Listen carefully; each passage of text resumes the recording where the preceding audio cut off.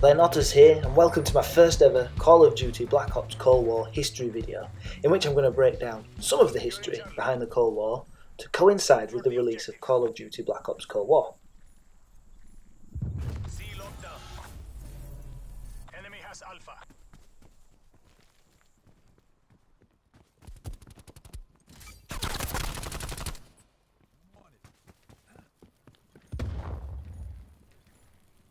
Be secure. We have pulled ahead. Losing Charlie.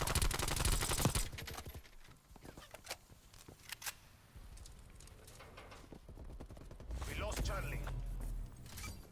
Securing Alpha.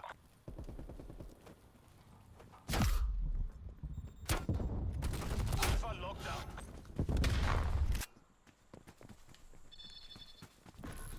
Losing B. Well, some people like to think of the Cold War as a war without fighting, which can't be true really, because otherwise this would be the world's most boring computer game, because of course there was fighting in the Cold War. But, well, if you think of it a little bit like a football team, or two football teams with two captains who are all powerful, there was on one side the capitalists, led by their team Captain America. Not Captain America, that's a superhero, but you know what I mean. And you've got the USSR or Soviet Union on the other side, which might seem, I wonder what we're talking about, the USSR. Well, it was mostly Russia, like the USSR. It was the vast majority of the size of the country was made up by Russia, but it wasn't entirely Russia. There were other parts around it too, for example, the Ukraine or Belarus. So you've got the Soviet Union on one hand, and you've got America on the other hand, and they were the two main rivals in the Cold War. And they didn't ever directly fight each other, which I'll talk to you about later when we're looking at accuracies or inaccuracies in the game.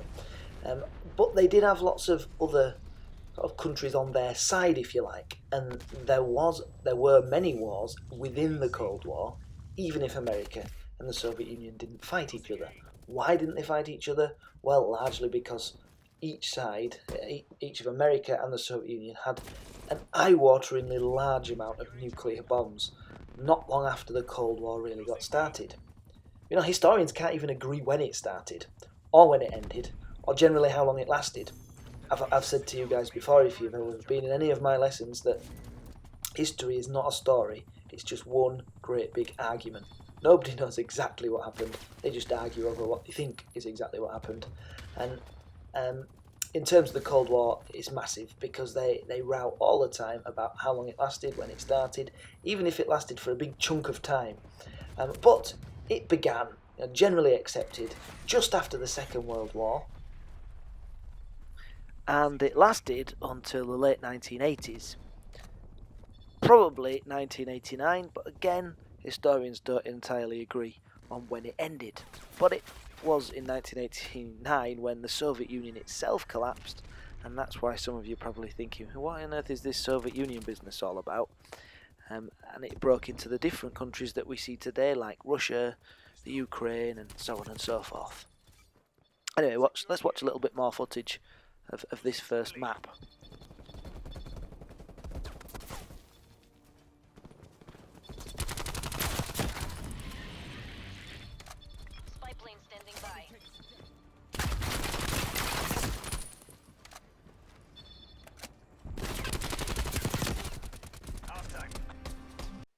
So you can see the different sides of the Cold War here.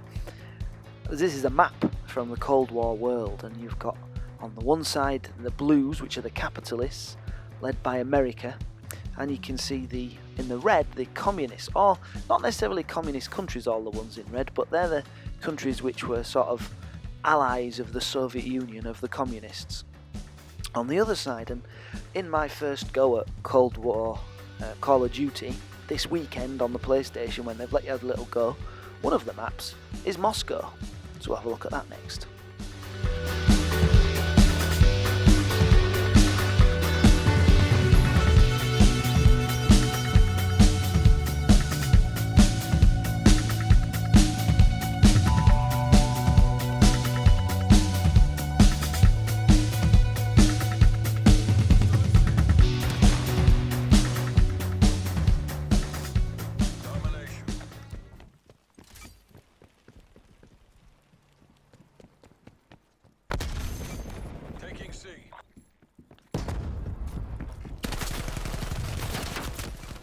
What is communism isn't an easy one to answer, but if you think of communism and think of the word community, quite similar. Well, communism is the idea that there shouldn't be selfish societies that are for the benefit of a small minority, but society should be set up for the benefit of the community. So if you think of capitalism, which is the country I live in, it's a capitalist country, Britain. If you have a factory with 1,000 workers in it, and the factory does really well, sells a lot, makes a lot of money, who makes the money? It's not the workers, they get the same wage. It's the owners. And communism says that the workers are exploited, and that it's inevitable that at one stage the workers would rise up and seize control of the country from those selfish rich people who keep everything for themselves and control capitalist country. Another thing to consider when you're thinking of communism is, well, it's easy to think of sort of religious people. They think that if you act in the right way, when you die, you would go to an afterlife, something like heaven that Christians believe in and other religions beside. You might be able to tell I'm no RE teacher. But communism's a bit like that. No country has ever achieved communism, full communism, where the idea is that everything will be absolutely equal. You won't need wages because everybody gets given what they need. Everything's fair. Everybody leads a good life because there's not this massive imbalance between the stupendously rich and the stupendously poor. People won't be stealing because they'll have everything that they need, and their healthcare will be taken care of. There'll be no private healthcare. That has never been achieved. What communist governments believed was that they had to take complete control of society and organise it so that eventually communism would be achieved. It has never been achieved though, and the communist countries of this Cold War period have all changed from being communist, with one exception really, or two if you like, North Korea and China. But neither of them are communist as they were during the Cold War. Well, North Korea might be, but China's modernised to some extent.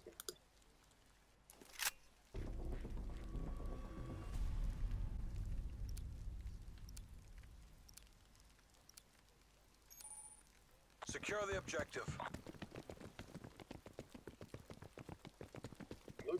Well, Securing C. I've only had a chance to play on 3 maps really. And what you can see here is a statue just in front of my gun of Lenin, Vladimir Lenin.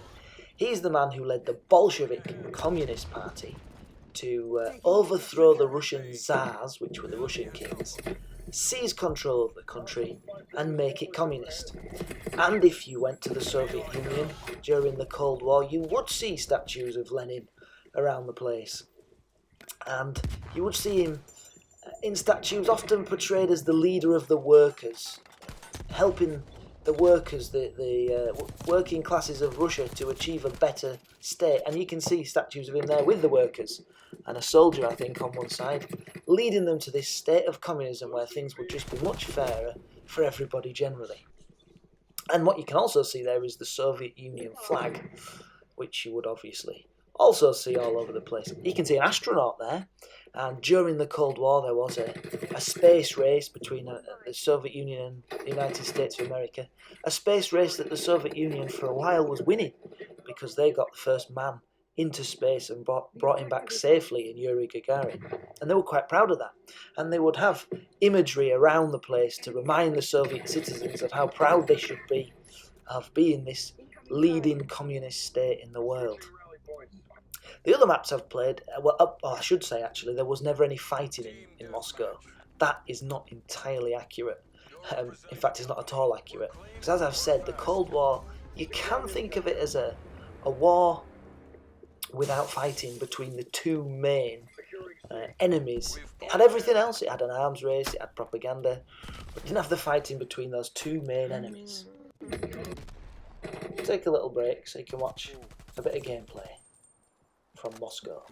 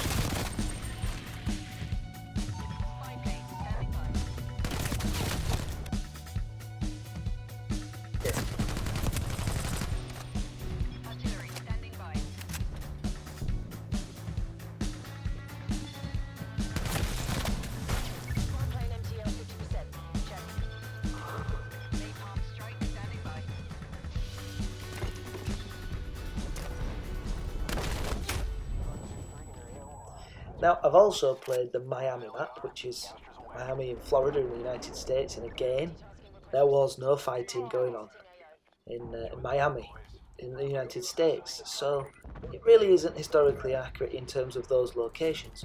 But I have played a level in the desert, it's called Satellite. I think you saw it at the start of the video, and indeed towards the end of the Cold War, which is the 1980s when this game is set. It is the case that the Soviet Union were engaged in a terrible, costly war in Afghanistan, which cost them a lot financially and also in Soviet lives. So that location for fighting in the Cold War might be a little more accurate than the rest.